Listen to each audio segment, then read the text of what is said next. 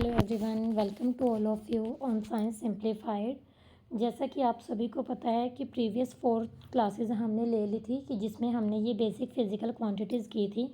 आज हम थोड़ा सा फर्दर मूव ऑन करते हैं।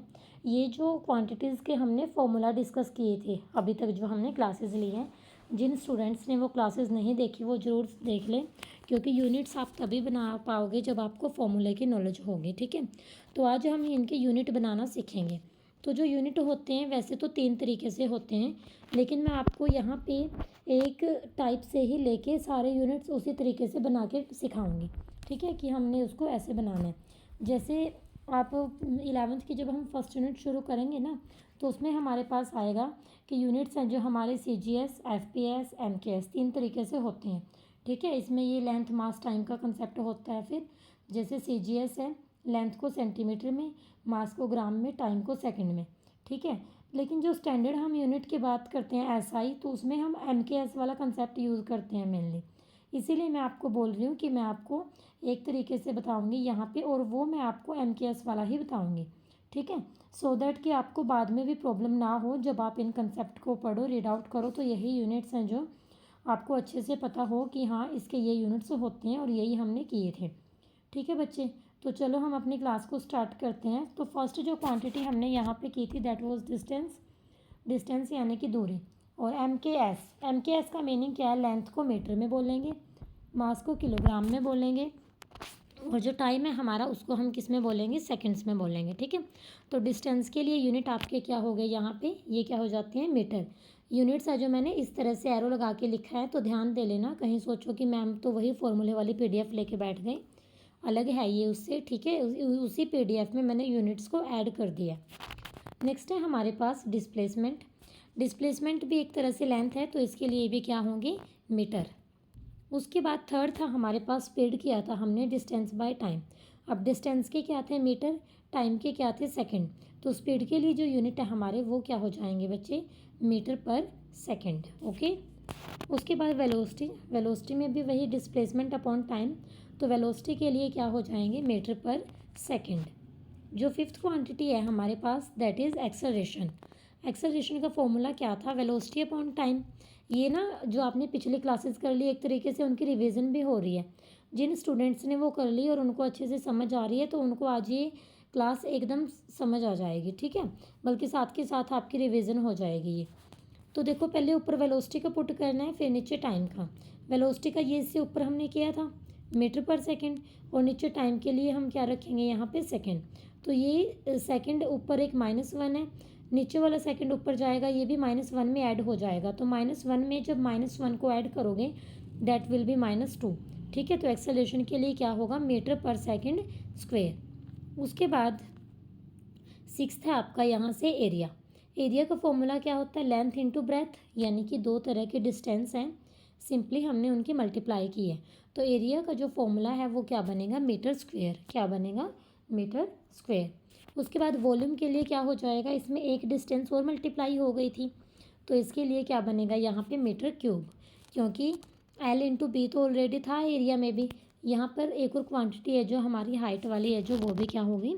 मल्टीप्लाई होगी। तो जो यूनिट्स हैं इसके वो क्या होंगे? Metre cube.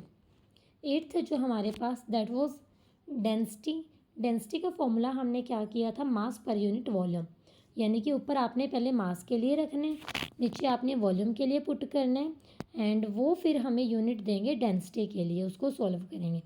तो मास के लिए आपका kg यानी कि किलोग्राम, वॉल्यूम के लिए आपका मीटर क्यूब, और वो मीटर क्यूब को जब हम ऊपर लिखेंगे वो इन्वर्स में चला जाएगा, तो यूनिट क्या होंगे डेंसिटी के? आपके किलोग्राम मीटर पर क्यूब, किलोग्राम मीटर पर क्यूब। ओके, नेक्स्ट है जो हमारी क्वांटिटी है वो है फ्रीक्वेंसी का फॉर्मूला क्या होता है? 1 अपॉन टाइम पीरियड, और टाइम के लिए सेकंड, और सेकंड को जब आप ऊपर लिखोगे तो वो क्या होगा? सेकंड इनवर्स, यानी कि सेकंड की पावर -1।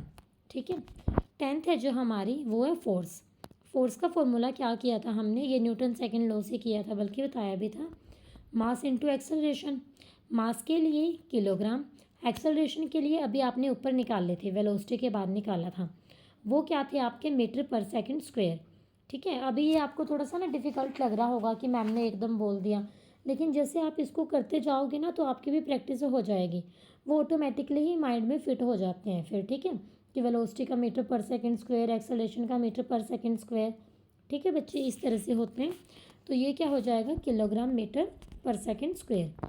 उसके बाद 11th है हमारे पास वर्क। वर्क के फॉर्मूले में क्या हो गया, फोर्स इनटू डिस्प्लेसमेंट। अभी देखो ऊपर फोर्स का किया है, अब आपको फोर्स का पता होगा तभी आप वर्क का निकाल सकते हो, है ना। तो फोर्स का पुट करके डिस्प्लेसमेंट के लिए एक लेंथ है ये हमारी, तो मीटर हो जाएगा। फोर्स का क्या था, kilogram metre per second square. जब इसको मीटर से मल्टीप्लाई करोगे, मीटर की एक पावर 1 है जो फोर्स के फॉर्मूले में है, एक मीटर की पावर यहाँ पे हो गई, तो ये क्या बन जाएगा, किलोग्राम मीटर स्क्वायर पर सेकंड स्क्वायर। एक बार ये अच्छे से सुनो, पहले हमने फोर्स का पुट किया है, फिर इसमें डिस्प्लेसमेंट के लिए मीटर पुट किया है, उनको हमने सोल्व किया, यानी कि मल्टीप्लाई जब करते हैं तो सेम बेस होता है, पावर ऐड हो जाती हैं। मीटर मीटर सेम बेस है, मीटर की पावर वहाँ भी 1, मीटर की पावर यहाँ भी 1, तो हमारा फाइनल रिजल्ट में मीटर की पावर 2 हो गई। किलोग्राम एज इट इज़ है और पर सेकंड स्क्वायर भी हमारा एज इट इज़ है। उसके बाद 12th है हमारे पास पावर। तो पावर के लिए वैसे तो हम स्टैंडर्ड यूनिट वोट यूज़ करते हैं, ठीक है, लेकिन इस तरीके से निकालना है तो वो भी निकाल सकते हो आप MKS में। तो ये क्या होगा, पावर का फॉर्मूला हमने क्या किया था, हमारा रेट ऑफ डूइंग वर्क है ना, यानी कि वर्क को हमने टाइम से क्या करना है, यहाँ पे डिवाइड करना है। वर्क के लिए जो यूनिट आपने निकालने हैं उसको रखना है, फिर टाइम के लिए सेकंड हो जाएगा। सेकंड की पावर ऊपर देखो -2 थी, एक नीचे सेकंड आ गया, नीचे वाली सेकंड भी ऊपर जाके क्या होगी, माइनस हो जाएगी। तो एक -2 पहले थी और एक ये -1 ऐड हो गई, तो ये क्या बन गया यहाँ पे -3, क्या बन गया -3। तो जो पावर के लिए हमारा MKS में फॉर्मूला होगा, यानी कि यूनिट जो होंगे सॉरी, तो वो क्या होंगे आपके, किलोग्राम मीटर स्क्वायर पर सेकंड क्यूब, ठीक है, किलोग्राम मीटर स्क्वायर पर सेकंड क्यूब। नेक्स्ट है हमारे पास एनर्जी। एनर्जी एक तरह से वर्क है हमारे पास, तो इसका फॉर्मूला क्या बनेगा, इसका फॉर्मूला वही बनेगा जो हमने वर्क के लिए किया था। ऊपर देखो वर्क के लिए क्या था, किलोग्राम मीटर स्क्वायर पर सेकंड स्क्वायर, तो ये भी यही हो जाएगा, किलोग्राम मीटर स्क्वायर पर सेकंड स्क्वायर, ठीक है। उसके बाद फोर्स का ये हमने कर लिया, ये हाँ ये हमने फिजिकल क्वांटिटी की थी हमारी, जो फोर्स के ऊपर बेस थी, कि फोर्स का फॉर्मूला यूज़ करके हमने इन क्वांटिटीज़ का निकाला था। तो फर्स्ट थी यहाँ पे प्रेशर, यानी कि अब अगर हमें फोर्स के यूनिट पता होंगे तो हमें इनके यूनिट्स भी पता लग जाएंगे, ठीक है। तो प्रेशर क्या है हमारा, force per unit area. Force के लिए हो गया kilogram metre per second square, area के लिए क्या करोगे, मीटर स्क्वायर। और जब हम इसको सॉल्व करेंगे, ऊपर मीटर की पावर 1 है, नीचे मीटर की पावर 2 है, तो ये क्या हो जाएगा, मीटर की पावर -1, ठीक है। ऊपर 1 है, नीचे 2 है, 1 में से 2 को माइनस करोगे तो क्या आएगा, -1 आएगा ना, तो और सेकंड तो आपकी वही रहेगी, ठीक है। तो प्रेशर के लिए जो आपका फॉर्मूला है वो क्या होगा, किलोग्राम पर मीटर पर सेकंड स्क्वायर। उसके बाद 15th है आपका वर्क। वर्क के लिए वही हमने ऊपर निकाला था, सेम हमारे पास वही फॉर्मूला रहेगा। ये तो यहाँ पे वर्क को दोबारा इसीलिए लिखा गया है कि जो वर्क का फॉर्मूला है फोर्स के फॉर्मूले को यूज़ करके डिराइव होते हैं, तो यूनिट्स आपके वही रहेंगे, किलोग्राम मीटर स्क्वायर पर सेकंड स्क्वायर। 16th है हमारे पास इम्पल्स। इम्पल्स हमारे पास क्या था, फोर्स इनटू टाइम। फोर्स के लिए फॉर्मूला क्या था आपका, kilogram metre per second square, multiply इसकी सेकंड से करोगे। अब देखो इसको कैसे सॉल्व करेंगे, यहाँ जो फोर्स के फॉर्मूले में है सेकंड की पावर -2 और एक है हमारे पास सेकंड की पावर 1, -2 में 1 को ऐड करोगे तो यहाँ पे क्या होगा, -1, तो kilogram metre per second, kilogram metre यहाँ पे क्या होगा, ये सेकंड का इन्वर्स हो गया पर सेकंड, यानी कि सेकंड की पावर क्या है ये -1। ये हमारे क्या होंगे, यूनिट्स होंगे इम्पल्स के लिए। नेक्स्ट है हमारे पास टॉर्क। टॉर्क को हमने क्या डिफाइन किया था, मोमेंट ऑफ फोर्स। क्या डिफाइन किया था टॉर्क को हमने, मोमेंट ऑफ फोर्स, यानी कि फोर्स की मल्टीप्लाई परपेंडिकुलर डिस्टेंस के साथ। तो फोर्स का फॉर्मूला लिखना है, फोर्स का फॉर्मूला क्या था, यूनिट्स क्या थे, kilogram metre per second square, उसमें मीटर की पावर 1 थी और यहाँ एक और लेंथ है, उससे मल्टीप्लाई करोगे तो मीटर की पावर क्या हो जाएगी, यहाँ पे 2। उसके बाद है हमारे पास 18th, वो हमारे पास है वेट। वेट भी हमारे पास एक तरह से क्या था, फोर्स था। तो जो हमने फोर्स के लिए फॉर्मूला किया वही सेम यहाँ पे आ जाएगा, ठीक है, वही kilogram metre per second square. Next है हमारे पास इंस्टेंटेनियस पावर। पावर है ये भी एक तरीके से, तो बेसिकली जो हमने पावर के लिए यूनिट्स यूज़ किए सेम वही यूनिट हम यहाँ पे बोलेंगे। तो जो हमारी इंस्टेंटेनियस पावर है उसके लिए भी जो हमारे यूनिट्स हैं स्टैंडर्ड वो क्या होंगे, वोट। क्या होंगे वो, वोट। उसके बाद है फोर्स कांस्टेंट। जो फोर्स कांस्टेंट है इसका फॉर्मूला क्या था आपका, फोर्स बाय एक्सटेंशन, है ना, कि जो हमने फोर्स अप्लाई किया उसकी वजह से बॉडी के अंदर एक्सटेंशन कितनी हुई है।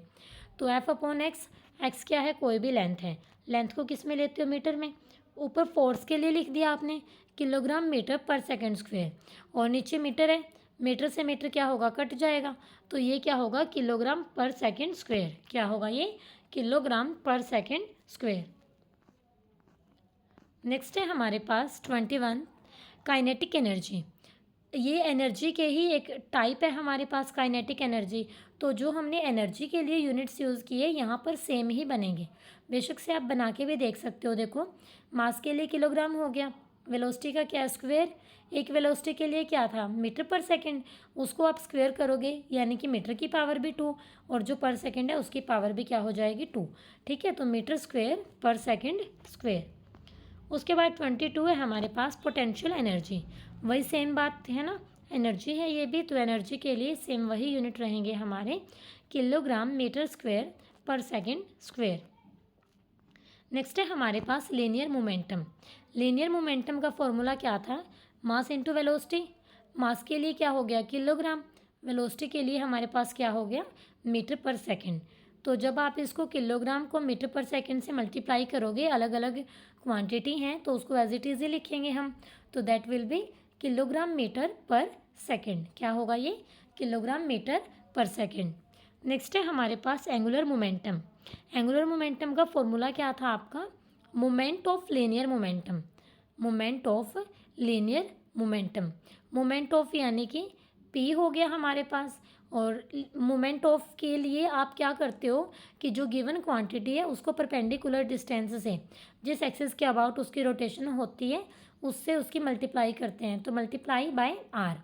तो पी क्या हमारा क्या हो गया, किलोग्राम मीटर पर सेकंड, और आर के लिए हम क्या करेंगे, यहाँ पे मीटर से मल्टीप्लाई करेंगे, तो ये क्या होगा, किलोग्राम मीटर स्क्वायर पर सेकंड।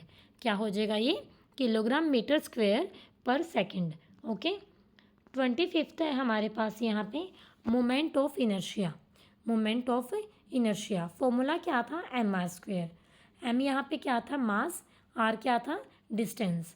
तो मास के लिए किलोग्राम, डिस्टेंस के लिए मीटर, डिस्टेंस का आपके पास स्क्वायर है तो ये क्या हो जाएगा, मीटर स्क्वायर, तो kilogram metre square. Okay. Next हमने ये न्यूटन्स लॉ ऑफ ग्रेविटेशन किया था, इसका यूज़ करके हम जो ग्रेविटेशनल कांस्टेंट है इसके यूनिट फाइंड करते हैं, क्योंकि फोर्स के तो हमने फाइंड ही कर लिए, ठीक है, तो वही रहेंगे सेम। तो जी की वैल्यू हमने कैसे निकाल ली थी, f into r square divided by M1 M2। F यहाँ पे क्या है, फोर्स। फोर्स के लिए जो स्टैंडर्ड यूनिट हम यूज़ करते हैं दैट इज़ न्यूटन। ओके। तो न्यूटन, और आर स्क्वायर यानी कि डिस्टेंस का स्क्वायर, डिस्टेंस के लिए क्या हो गया यहाँ पे, मीटर स्क्वायर। और नीचे हमारे पास क्या है, M1 M2, ये क्या थे, मास। दो मासेस हैं यानी कि दो बारी हम पुट करेंगे kg इंटू kg, तो kg का क्या होगा, स्क्वायर, और ये जो kg का स्क्वायर है ऊपर जाएगा तो ये क्या हो जाएगा, kg की पावर -2 यानी कि किलोग्राम की पावर -2।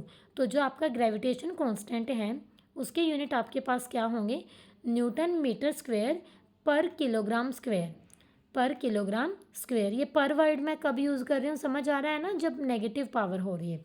ओके स्टूडेंट्स, तो ये हमने जितने भी फॉर्मूले किए थे उन सभी के लिए आज हमने यूनिट्स हैं जो बना लिए, और ये यूनिट्स आपको एक बारी क्लास देख के जो ये फॉर्मूले हैं इनको आपने लिखा होगा, क्योंकि मैंने जब क्लास ली ऑलरेडी आपको बार बार बोला था कि आपने लिखना है, आपने नोट्स बनाने हैं, आपने नोट्स बनाने हैं, ठीक है। क्योंकि जब आप खुद लिखते हो तब आपको कॉन्सेप्ट ज़्यादा अच्छे से क्लियर होता है, वो चीज़ें ज़्यादा याद रहती हैं जब हम खुद से लिखते हैं, उसको सुना और लिख लिया, सुना और लिख लिया, ठीक है। तो आज की क्लास में भी क्लास देखते देखते आपने कोशिश करनी है कि हम खुद से ही ये यूनिट्स बनाएं। फिर आपने क्या करना है, जो ये मेरे वाली वीडियो है इसके साथ क्या कर लेना है, अपने यूनिट्स को रीचेक कर लेना है। इससे ही आपको पता लगेगा कि हाँ हमें कॉन्सेप्ट क्लियर हो रहा है। और एक बात और बताती हूँ मैं आपको, यूनिट्स बनाने जब आप शुरू करते हो तो आपने फॉर्मूला के अंदर जो क्वांटिटी लिखी है आपको उनके मीनिंग पता होने चाहिए, जो फिज़िकल क्वांटिटी आपने लिखी है, ठीक है। मीनिंग पता होंगे तभी आप उसके लिए पुट कर पाओगे कि हम उसके लिए क्या यूनिट रखें। जैसे इनर्शिया था, वहाँ मैंने लिख रखा था mr², तो आपको पता होना चाहिए कि वो m है जो वो मास के लिए m है, ठीक है। तो वो चीज़ ध्यान रखनी है। वो r है जो डिस्टेंस के लिए है। तो इन चीज़ों की जब नॉलेज होगी तब आप यूनिट है जो वो अच्छे से बना पाओगे, ठीक है बच्चे। तब आपको कोई दिक्कत नहीं होगी। तो आज की क्लास हमारी कंप्लीट हो जाती है यहाँ पे। ये सभी यूनिट्स हो गए जितनी क्वांटिटी हमने फिज़िकल क्वांटिटी यहाँ पे हमने की थी, ठीक है। तो नेक्स्ट अब हम 1-2 दिन में बस अपना सिलेबस ही शुरू करते हैं। एक मैं वीडियो बनाती हूँ कि 10th के बाद क्या स्ट्रीम चूज़ करनी चाहिए, कैसे करनी चाहिए, ठीक है। वो उसकी बहुत रिक्वायरमेंट आ रही है, बच्चों के बहुत मैसेजेस आ रहे हैं कि मैम प्लीज़ थोड़ा सा गाइड करो कि कैसे क्या चूज़ करना चाहिए, ठीक है। थोड़ा फ्यूचर ओरिएंटेड कंसेप्ट है ये, 1-2 दिन की बात नहीं होती है। इसी के ऊपर आपका फ्यूचर है जो वो बेस है, पिलर है ये आपके फ्यूचर के, ठीक है। तो मैं ज़रूर ट्राई करूँगी वो वीडियो 1-2 दिन में देने की। एंड देन उसके बाद हम अपना 11th का फ़िज़िक्स का सिलेबस शुरू कर देंगे, ठीक है। साइमल्टेनियस हम ट्राई करेंगे कि 12th का फ़िज़िक्स का भी शुरू कर पाएँ। ओके स्टूडेंट्स, एंड आपको अगर आज की क्लास में कोई भी डाउट हो तो आप कमेंट बॉक्स में पूछ लेना। जिन स्टूडेंट्स ने चैनल को सब्सक्राइब नहीं कर रखा है प्लीज़ आप चैनल को सब्सक्राइब कर लो, क्योंकि कई बार हम बीच में लाइव क्लास लेंगे तो फिर लाइव क्लास में जब आपको चैट करनी होगी तो वहाँ आपको प्रॉब्लम आती है, ठीक है। कोशिश करें अभी 5-7 दिन के अंदर एक आपकी लाइव क्लास लेंगे जिसमें फिर फर्स्ट यूनिट का जितना काम हुआ है उसके अकॉर्डिंग क्विज़ या फिर क्वेश्चंस टेस्ट ऐसे रखेंगे, ठीक है।